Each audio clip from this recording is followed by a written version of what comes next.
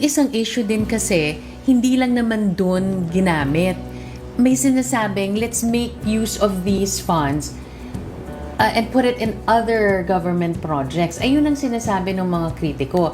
Ilagay lang sa PhilHealth, ibuhos lang ulit doon. Bakit kailangan ilagay pa sa iba? I-prove lang nila na nagamit hindi para sa connected sa health. Yun lang. Kung hindi siya connected sa health, it can be questioned. Pero kung lahat yan connected sa health, let's say po, halimbawa, nandoon yung pasyente, hindi makatulay, walang robe.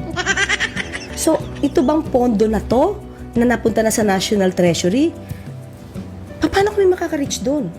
We have to use some funds na para maiabot at health connected yun. Kasi yung mga tao nandoon sa lugar na yon, hindi yun maaabot ng PhilHealth.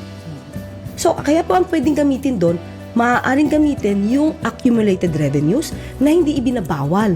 Di ba? Hindi siya Pero binabawal. hindi ba yun sinajustify niya na lang, Attorney Claire?